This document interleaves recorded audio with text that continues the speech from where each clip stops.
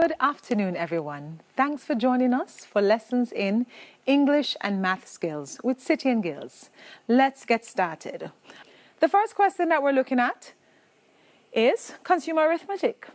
A shopper buys these items: 2 kilogram sweet potatoes, 3/4 kilogram onions, and 1/2 kilogram of tomatoes.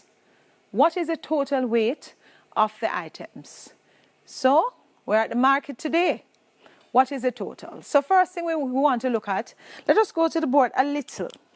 We have 2 kilogram.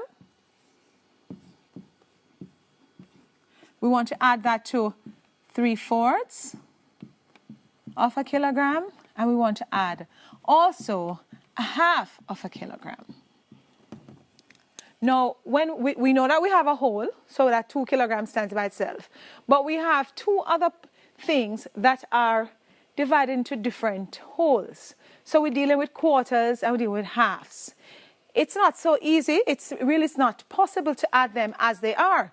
But if we were to bring them to a common whole, it would be much easier. So we're going to take out the 3/4 and the 1/2, and we want to change either one or both of them to a fraction which is equivalent to the whole of the other, or two new ones. So we have 1/2 here, and if you observe the 2 and the 4, which tells us how many parts each whole has been divided into, there is a relationship with 2 and 4. We can multiply this 2 by 2, or we can change it into quarters, I should say. So let's look at it really practically. So if you have something divided into 2 equal parts, I can make them into quarters. I can change the whole into quarters by just dividing, by now making each part twice the amount, twice the number. That whole looks a little bit shaky, but you got the idea. So if I take a 1/2 and I were to multiply by 2, I would get 2 times 1 gives me 2. 2 times 2 gives me 4. So what I'm saying, an equivalent fraction for a 1/2 is a quarter, is 2/4. So 2/4 is the same as saying a 1/2. So now I can represent a 1/2 in terms of quarters. So now I can add. So we're going to add the fractional parts first. So we have 3/4 plus 2/4, which gives me 5/4 or 5/4. Now this is what we call an improper fraction. That means the numerator, the value of the numerator, is larger than the value of the denominator. That means we can get a whole out of this improper fraction. So if you have, now remember the whole has 4 parts. If we have 5, how many 4 parts can we get out of it? We can get 1. After we take 4 from the 5, 1 is left. So after we take out the whole, a quarter is still left. So now we can add the 2 kilograms that we had. That was what? The potato price, the potato value, 2 kilograms of potato. And then the other 2 items would give us 1 1/4 kilogram. And pretty much, it's pretty easy. 2 and the 2, we can add the 2 wholes. So we have 1 whole there and 2 whole there. 2 wholes, so we end up with 3 wholes and 1/4 kilogram. So when you're to combine the weight of all 3 items that was purchased, it would give us a total of 3 1/4 kilogram. And I would have worked it out here. And at your own time, you can go on the social media platform and access it to slow it down so you can actually see what was done on the screen. So 3 1/4 kilogram is your total. Next question. What is 9/10 subtract 2/5? So similar to the problem that we just discussed, the whole that we're looking at are different. one of the fractional representation, the fractional part, was divided into 10 parts, while the other one was divided into 5 parts. It is not possible for us to do any computation with them being in those two different, looking at them from two different wholes. So we have to bring them to some equivalence. So as you can see here, 5 the fraction that's divided into 5 parts, I can make it equivalent to parts that out of 10. By multiplying both the numerator and the denominator by 2, I would have found the equivalent fraction for 2/5 to be 4/10. So now I have 9/10 and 4/10. So I can rewrite 2/5 in the original question as 4/10, and I can now carry out the computation. So I can subtract. So 9/10 subtract 4/10 give me 5/10. So that gives me, I am so sorry, that gives me a half. Option C would be your correct response here. All right, next question. What is 7/8 subtract 1/4? And I think you're getting the hang of things now, so we're just going to go right into it. So you must bring the fractions, both fractional parts or both fractional value, to a common whole, a common denominator.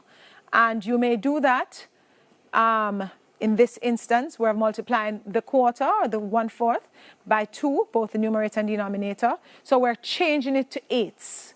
So we have to look at how the 4 factors into 8, and 2 would give us the change that we'd want.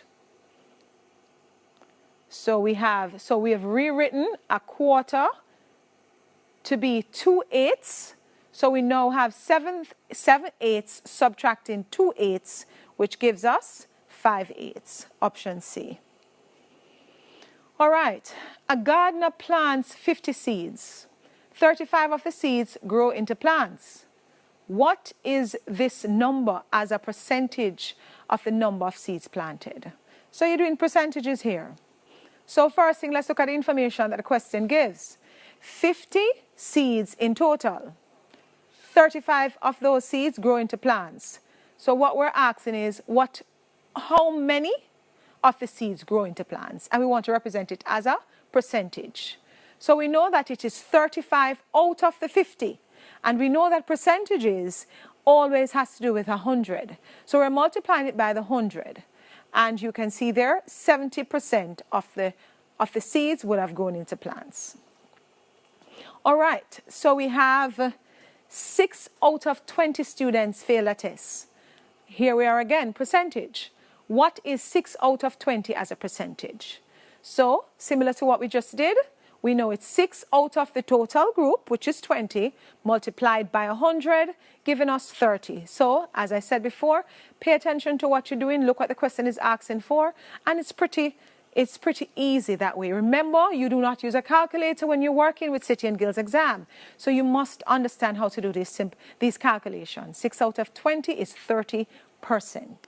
So the next question that we move into, a coat usually costs $289.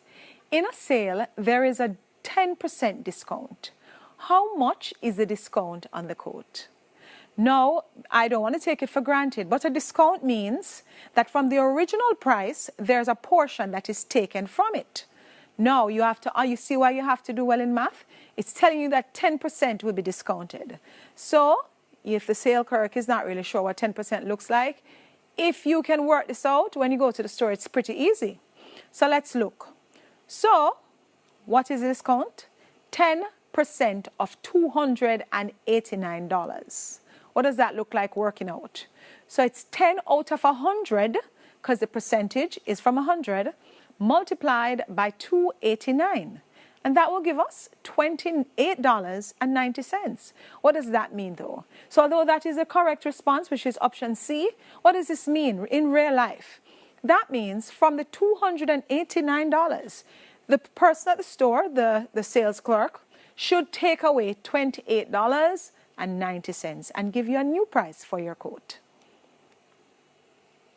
And as you can see, so next question.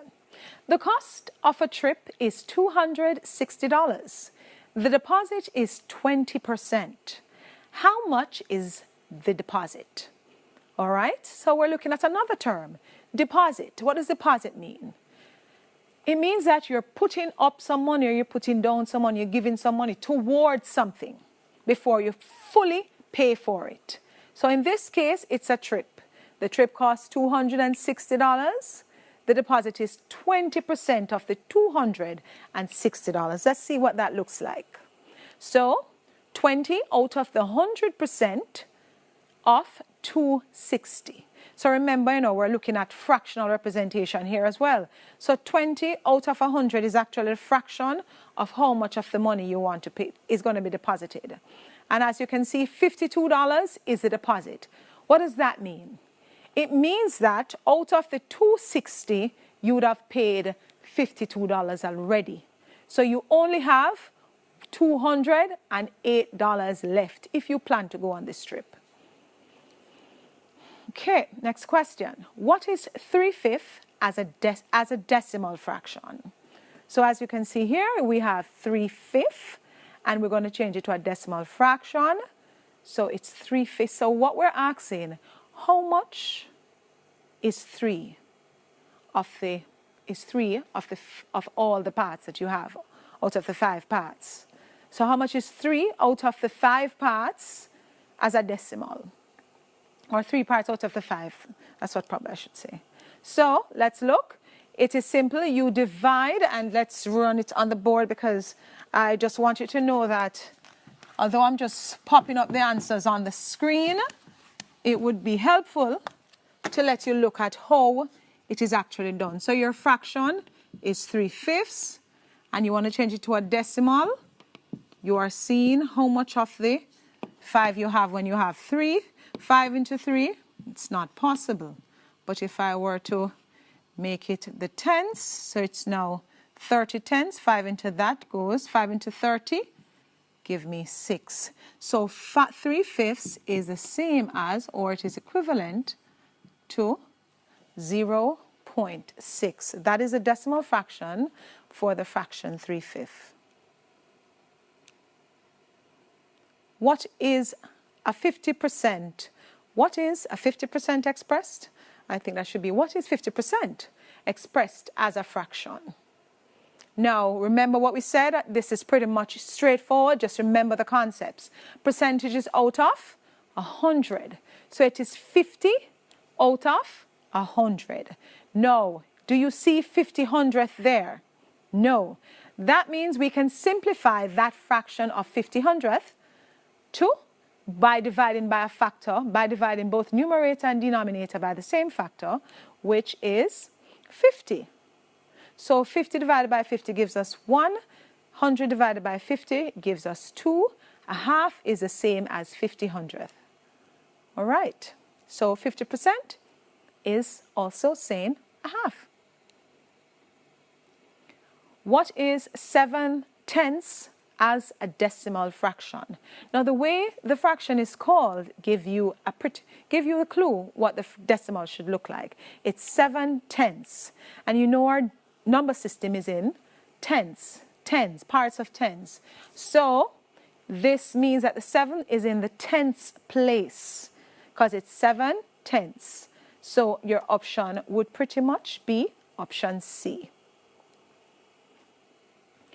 The number of people who voted in a recent poll is 56,266. Round this number to the nearest 100. What is important here? So we're rounding off. So in this instance, we want to look at the digit that we're asked to round off to. So the nearest 100, what digit is in the 100 place? And I've highlighted it by putting it in red. It is the 2. Therefore, we look to the right of the 2. What digit appears there? It is 6.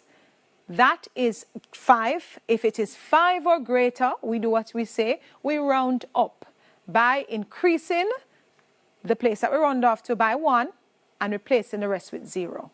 So what we're pretty much saying, if you have 266, it's pretty close to 300. So we can round it off to 300.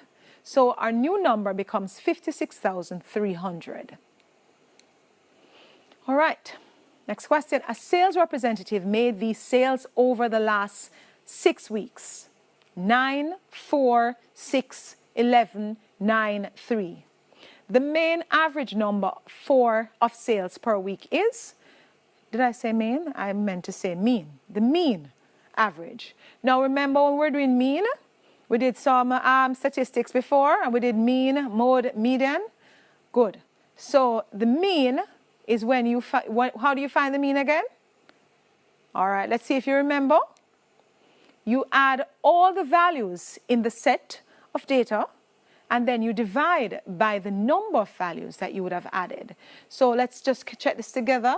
1, 2, 3, 4, 5, 6. So we have 6 pieces of data, or 6 values, and we are going to add them and divide by 6. When we add them, we get 42, and dividing by 6, we get 7. So 7 is the mean average number of sales per week for this particular sales representative. Okay. The value of m in the equation m plus 10 equals 40. So we're just going to refresh your minds, because I know some of you are at home and you're not going online as you should to practice. Remember, practice, practice, practice. Practice makes perfect. So we have our equation here, and we have m plus 10 equals 40. What value, when substitute where m is, will make this equation true? Now remember, we always can look at what operation is happening. What is happening to m? 10 is being added to m. So we want to undo that addition. And the opposite of adding is subtracting. However, because we're always balancing an equation, whatever is done to the left side must be done to the right side of the equation. We also subtract the 10 on both sides. 10 subtract 10, you know that's 0. So we end up with just m. And 40 subtract 10 gives us 30. So what we're saying, the value 30, so 30 plus 10 equals 40. So if I were to substitute 30 where m is, we would get the equation to be true. And as I said, you can always look at this when you have time to go through slowly, and m, the value m equals 30 makes this equation true. So here we go now. So we're looking at a graph, and the graph is entitled, the table is entitled departures. So clearly we're looking at flights here. What is the question asking us? What time did flight B6829 to San Domingo depart? Let's look at some words that we have up there. What does the word schedule mean? Because sometimes the question is not difficult, but because we're not reading as much as we ought to, some of these words kind of throw us off. So let's look at these words. Scheduled. What does schedule mean? Somebody asks you, what is the schedule for today? What you have planned. So for this particular table, schedule mean the time that the plane should leave, right? Because when they're selling you tickets, they give you a printout and tell you what time the plane is about to leave. So this is when the plane should leave. But then they have another column that says actual. What does that mean? It means that there could have been some delay. It could have been that they were ahead of schedule and they left earlier. Let's see if any plane left earlier. Actually, no. Every plane left later than they were scheduled. So, actual and schedule. Schedule, the time that they planned for the plane to leave. Actual, the time the plane actually left. So, let's look at the flight that they're talking about.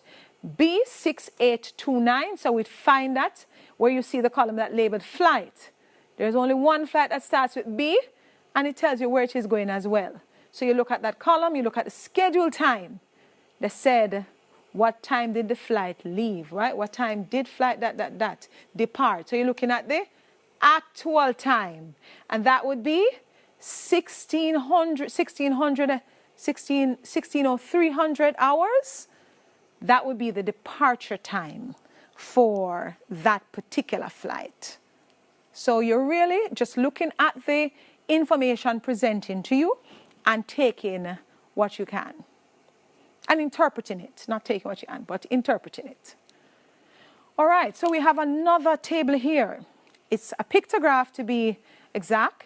The pictogram or pictograph shows the number of ice creams sold last week. All right, so they gave us a key, 10 ice creams. How many more ice creams were sold? Sorry, I didn't do that well. One of the ice cream cone stands for 10 ice creams. Okay, so it says how many more ice creams were sold on Saturday than on Thursday. So we need to look at Saturday and Thursday. So let's pretty much do that quickly. Saturday, 65 ice creams. Thursday, 30. They ask you how much more. So we are subtracting. 65 subtract 30, 35. So your option was 35 ice creams.